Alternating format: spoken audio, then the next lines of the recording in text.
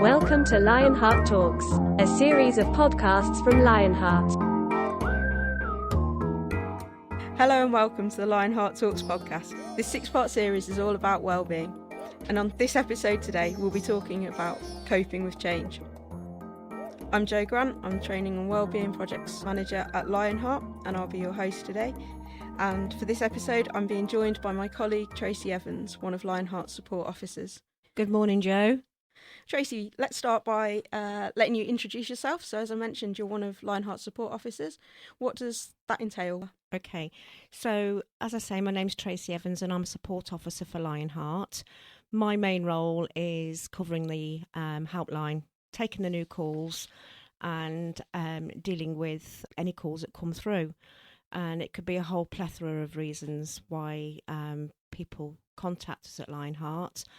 So majority, I'm helpline, and that's for UK and for global. So and a whole raft of. So I support people from anything from, say, from being a student, all the way through to retirement and everybody in between. So that's a really varied job role then. Absolutely varied. You never know what might happen. No. You don't know what you're going to get. I mean, 11 years working for the same company, you may say that actually I don't like change. I like to keep, as we're talking about coping with change. But actually, my job is never boring, and it changes. Honestly, it changes every single day. There's no 2 days the same. There's no 2 phone calls the same. So that's what keeps me on my toes. And reacting to change continuously. Absolutely. Because it's a different situation every time you answer that phone. Absolutely. And like you say, although it may suggest that you're not a fan of dealing with change or coping with change, having been at the same organisation for 11 years, we know from working at LionHeart there's been massive changes at LionHeart in that time. Absolutely. In terms of the growth of the services that we offer, the growth in terms of the team. We've moved offices twice in the last 5 or 6 years, haven't we, as well? So big changes all around. When I started with LionHeart, I believe there was only 7 or 8 of us. Wow. And how many is there now? Is it, Jo? Is it 29, 30? 29, 30. Yeah. Okay, I'm going to ask you to start now then, Tracy, by perhaps giving me some examples of change that people might be experiencing. Okay. The callers to us, I mean, there could be, it could be personal, relationships, bereavement, divorce. When I say relationships, a relationship breakdown. Yeah. New relationships. Okay, and then with work, it could be a change of role, a change of manager, change of strategy, change of approach. It could be, change of working practices. So many different things there, isn't there? There's absolutely change. See, there are so many different things because there's so much change going on around us. So yes, with COVID, there was obviously changes to people's working practices. There was working from home. There was people being furloughed. There was getting used to spending 24/7 with those people that you live with. So personal change within your personal life as well. And it was all out of people's control. Maybe have a fantastic relationship with your partner or your family when you're both going out to different jobs and taking time away from each other for hobbies. But when you're pushed together permanently or continuously for those periods of times as well, that also can have a big impact on people. I think to discuss this in better detail, I'd like you to could you give me a scenario of someone that might contact you and a situation? I think we talked about this a little bit before today. An example that perhaps people would relate to might be within that working environment, either a change of management or a change in technology was something that you also mentioned. So maybe you could focus on one of those and give us an example. Okay, so let's just focus on a change at work. So what we find, if there's a change with technology. Yep. Okay. Great example. So somebody has been working for the business for many years And then there's a change in management, there's a change in working practices. And so for a lot of years, the individual has been using pen and paper, perhaps, or going and putting it on the laptop and writing up reports that way. So that's how that's something what they've always something they've actually been used to for a long time. And then something happens, as I say, a new manager comes in, changes the working practices and brings in a whole new way of working with tech. And so, it's seen to be more, it's seen to be more creative.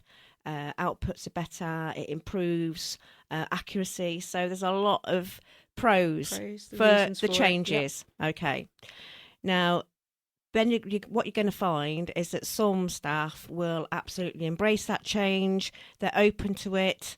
Where others will resist. Okay. And because they're not, the reason of the resistance is they're not resilient, that they can go forward, hit the ground running, like say for example, somebody that's been used to working with that practice before, or they're quite tech savvy really. And so then that individual then starts to feel left out, they feel left behind, they feel like they've got no voice, they've got nobody to go to. This is a common scenario. Yeah. Okay. I can imagine. And then what will happen with that person is it will start to affect them internally, and it will create stress, and that stress will then create into and morph into a period of anxiety. And that person can actually become it can affect their work outputs anyway. So they're not their normal self. Okay. And so while all this change is happening, especially with the tech, if you've got somebody that just take that little bit longer, to accept and to understand how to use it, but then that person is in such an anxious state that they're not sleeping, they're not coping. And it becomes massive. It becomes a massive problem. I can imagine that could be quite challenging, especially perhaps with the scenario you mentioned and linking to technology, because it's more likely to be your more experienced member of staff, perhaps that's been doing that job for a hell of a long time, that's used to doing it that certain way, but perhaps isn't as used to tech, doesn't use tech so much outside of work. So they go from perhaps feeling like the experienced one, the one that everybody can perhaps go to and they can help, to being the one that doesn't understand what's going on compared to their younger, newer colleague. It's what I've said. They start to withdraw. Yeah. Okay. And they don't feel they can pull in with the conversation anymore. So they feel isolated within the team. Yeah. So that then has that impact individually. And I have experienced where somebody has called LionHeart on the helpline in absolute floods of tears, can't cope. And it's been known that I've sent people home. I've advised people to go home from the workplace. Leave now. Yeah. Go home. Okay. I will call you. When you can drive safely, you go home now. Okay. And then when you get home, we will talk. Okay. And then what comes out is all of that, and what I've just explained there is it's a change. Okay. And at that point, where would you go from there? We know, and we can identify. I can identify by talking to that person. Have they been supported through? Okay. Quite often not. And so my priority is that well-being of that individual, but it's the impact. It's the actual impact on that person, and it's assessing what help and support. And often people have got to a point where they're actually, before they actually cry for help, they're actually burnt out. Yeah. And it's, you need to step back now. Yeah. You need to take time out. I want you to go to your doctor, and I want you to have weekly conversations with me to get you ready to go back into that environment, but actually speak up for yourself and take that control back. Because often this is about when people do not transition with any changes when they feel that they've lost control. It's the transition, it's the ability to adapt and move with the change, whatever that is, whether it's personal, private, work related. It's your personal ability to actually go with the flow, and making sure that you have the right support. So we recognise, I think, or everybody will recognise friends perhaps or colleagues that they've got that seem to adapt well to change, run with change and welcome change, enjoy change perhaps. Yes. For a better word. Whilst others of us might be a little bit more resistant, it might depend on that situation. But my question here would be, what can people do then to help themselves to more successfully move through change? I believe, okay, this is what I can say what works. Yeah. Communicate. Okay. You've got to put your hand up. So important. You isn't it? have got so to put your hand areas. up to say, do you know what? I'm not coping very well here. Okay, yes, I have. I have done the training course on that new iPad. Yep. I still don't get it. I need extra time, and I need. I'm feeling, stressed. You feeling is it weak, or judged? You feel judged, weak. It's about. Well, actually, it's strong to be able to put your hands up and say, I don't get it. How is that going to affect me? Yep.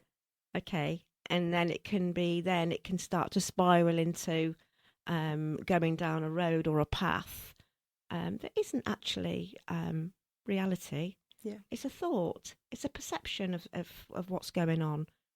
So the main carrier here is communication. Communication and be your true self. The most important thing is when you realise something's not quite right or you're struggling with something, that's the time to address it.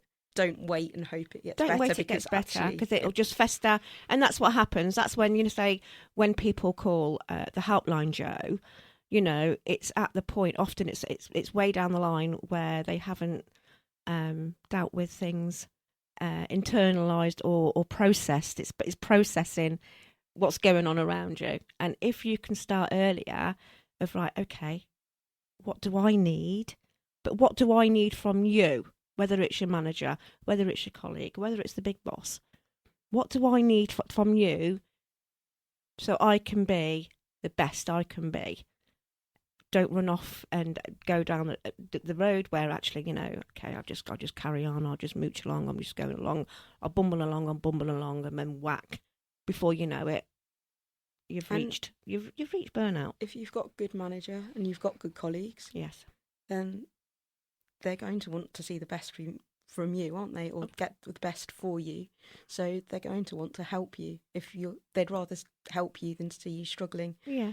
And have to deal with that. So that's kind of a good practice with work. But if you find yourself within anybody listening, really, that you feel that you're on the way to that burnout where you become, you're not functioning well, you find it's taken over your sleep patterns, you're waking up in the night, or you're waking early morning, or you're dreading going into work on the Monday, and you're just constantly thinking about work and catastrophizing. That's a sign. That's the sign to me to say, whoa, get off your treadmill, stop, take a breath, step back, call LionHeart.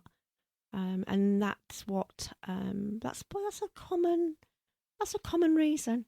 Yep. Yeah, there's some kind of there is some kind of change. Something's changed.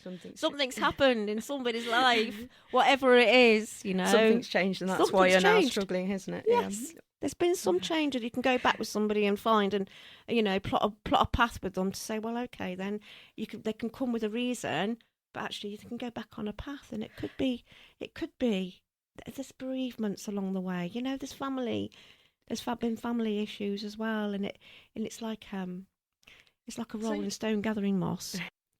So my next question now is going to be, do you find that sometimes people will come to you with what might be a quite small change recently, but actually when you delve into it a little bit more, it's kind of been the tipping point for other things that perhaps haven't been dealt with Absolutely. previously. So you find, it might be somebody, bigger. somebody can come through and they've got, wow, you see, there's no such thing as a little issue. There isn't, because because somebody rang me. Somebody rang me the other day and said, it could be seen as trivial because she's had an argument with somebody, a friend, and we'll go back, okay, and it'll uncover quite a lot of different issues that have gone on, and I liken it to a wedge, okay, that when you are at the top of the wedge, all right, visualize yourself at the top of the wedge where things are going through, life's marching on, and everything's good. Everything's it's not brilliant, but it's good. Okay, and then something can happen, an event, any event, and it can take you down the wedge. Okay, and then you're marching along for a little while down the wedge, and then you're not feeling good there. You're carrying on, and then something else can come and hit you, and it can take you further down that wedge, and you're very stuck in that corner, and it can be multiple reasons, bereavements, relationship breakdown. In fact, you know what? It can be absolutely anything and everything, but it can be the straw that breaks the camel's back. That one little thing can just be the tipping edge. I think we're perhaps all a bit guilty of it, but when we think about change initially and the changes that we go through in our life, we think about the big things. I would say, Jo, it's about your outlook as well. How positive do you feel, and how positive do you think?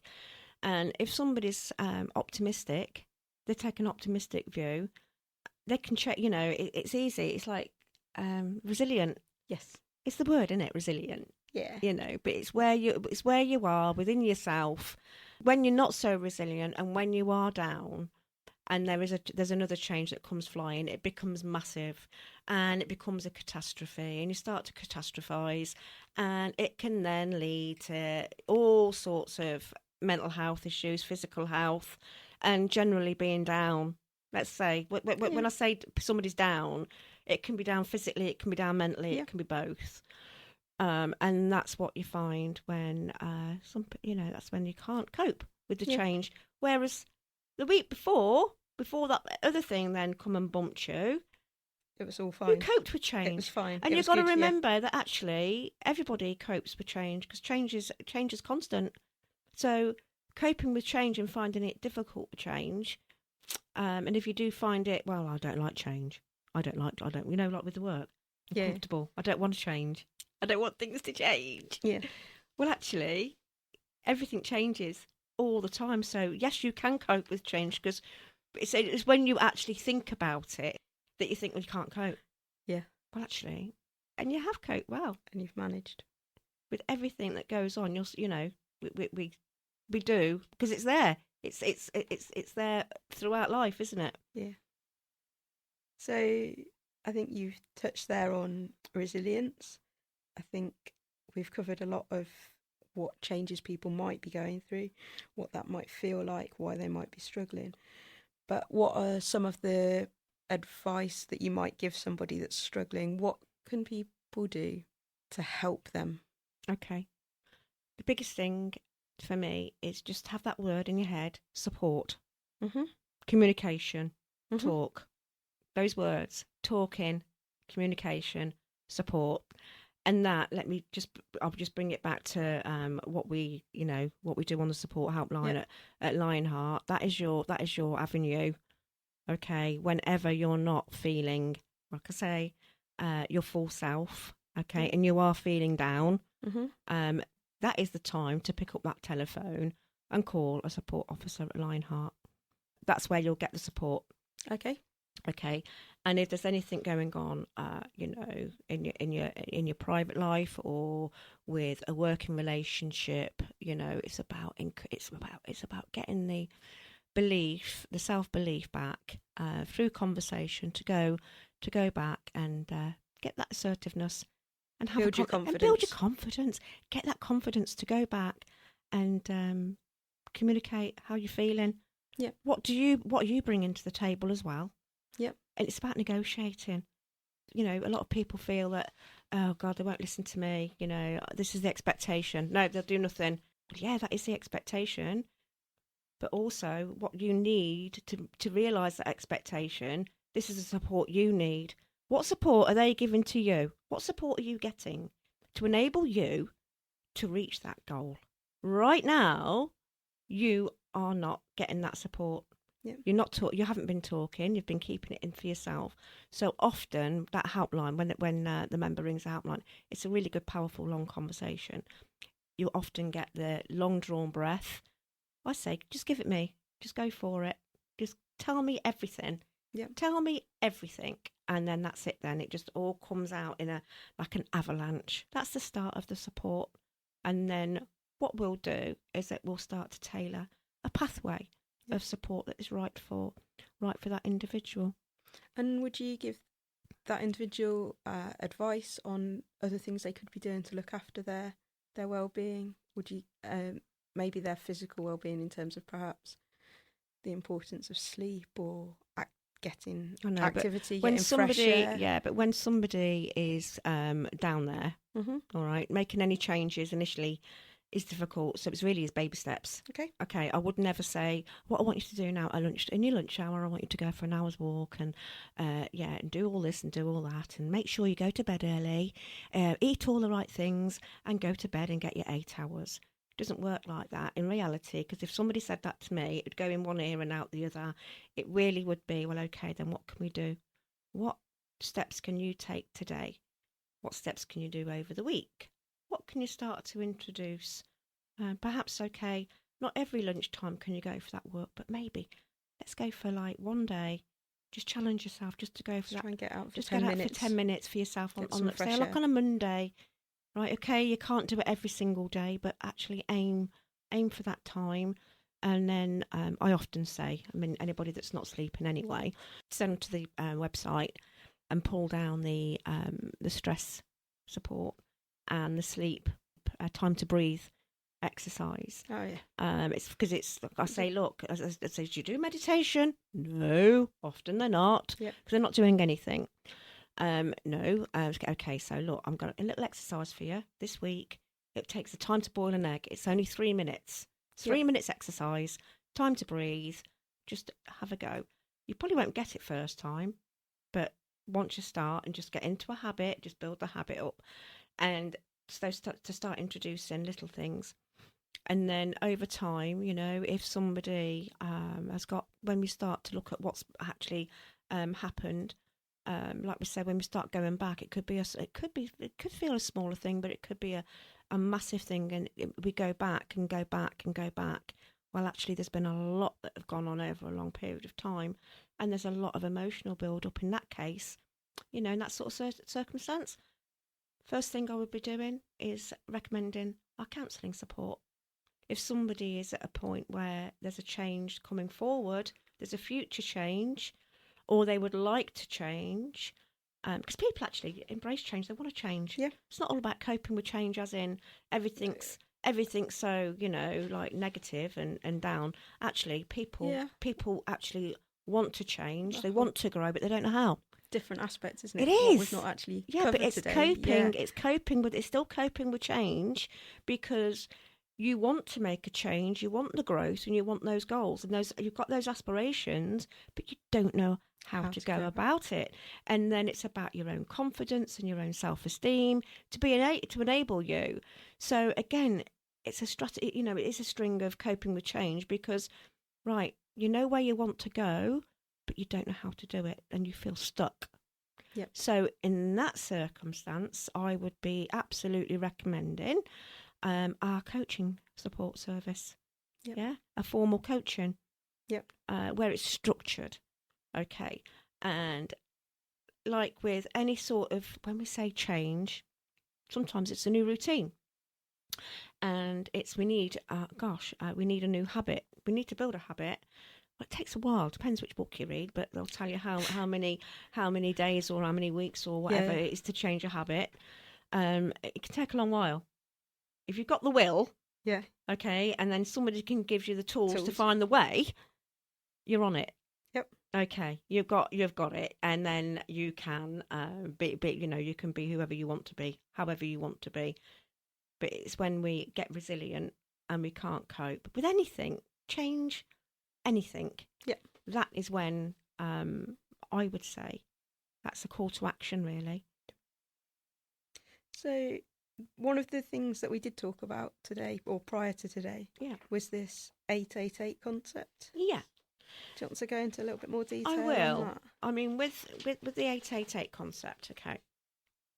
It's how many hours are in a day, Jo? 24. Thank you. And how many hours sleep do they recommend? Around about 8. They do, don't they? Yeah. So and how many hours normally do you work? I guess people are generally out for about 8 hours, aren't they? 8 hours. Or contract. Hey, listen, that's the beauty of this. Yeah. It's not how many hours you do, it's how many you are contracted to do and how much you're paid per hour. Yeah. Okay? That is, so if you keep that in mind. So if you've got 24 hours in the day. Yeah. Okay. Now, this is, it's a challenge. But even if you, like I say, don't do it like, okay, this is how I'm going to start tomorrow. And then this is how I'm going to live the rest of my life. But just start to think about this and think about bringing it in at least once a week and start to build it. Okay. Think about 8 hours. For 8 hours of that week, you work hard. Okay. 8 hours a day. Yeah. You work hard. Yeah. Okay. Whatever that hard looks like, focused hard. Yeah. Right. Then 8 hours for family, self-care, relaxation and fun. I don't get that. That sounds like a real treat, doesn't it? It does. 8 hours a day that you should be able to find for fun and self-care and relaxation. And then 8 hours sleep, right? Yeah. How many times do you get 8 hours, Jo? I don't. That's one I'm good on. Are you? But you're good. You're good anyway because you're very good at with your well-being. I exercise a lot you and do. I'm active, so therefore I sleep more. Yeah, I try now to really get into this at least a couple of times a week, where I think, right, okay, I'm going to do my hours. Right. I'm going to be really, really focused here for 8 hours, and then I'm going to really switch off and zone out. I'm going to turn off all my handhelds, my mobile, it's going off. I'm just going to have a little bit of fun. I can watch a bit of Netflix. I can watch some comedy show. Yeah. Or I can then take my pets for a walk. Yeah. And then have that 8 hours sleep. Now, that is what the aim is. That is your aim of a 24-hour clock. 24 hours, the 8-8-8 rule. And if you can start to build that, be conscious of that, be mindful of that, and start to think about that, and start to just think, just think about it in your, in your consciousness. You can start to build those good habits. Plan it 8 hours. Like, you know what? I'm not going to do more than 8 hours today. That's the way it should be, and that's what the aim is. Like I say, not every day, but at least once or twice a week. Keep to your 8-8-8 rule, guys. That's what I would say. Good advice there, Trace. Thanks for that. So, as we come into the end of today's podcast, I'm going to ask you one final question, and that is, what piece of advice would you, or what one thing would you like people to take away from today's podcast? If, as I say throughout this, that if you don't feel your full self and you feel low, if you're feeling low, whether that's physical, mental or both, and something's not feeling quite right, whether that's work, whether it's home life or both, then pick up the telephone and call us on the helpline, or drop us an email. And like I say, there's no problem, big or small, and a little change to one person is a massive change, and a big deal to another. That's a message I would like to give. And don't forget, it's about communication, support, and talk. As we come to the end of today's podcast, I just wanted to remind you to take a look at LionHeart's website, where you can find out a lot more information on all of the services that we're able to provide for our ICS professionals and their families. I've been your host today, Jo Grant, and today I've been joined by our lovely guest, Tracy Evans. Thank you, Tracy. Thank you, Jo. Thanks so much for joining us on LionHeart Talks, and we hope you've enjoyed the episode. Subscribe now on your favourite podcast platform to hear from us again, and don't forget you can find out more about how we're helping surveyors and their families on our website, lionheart.org.uk.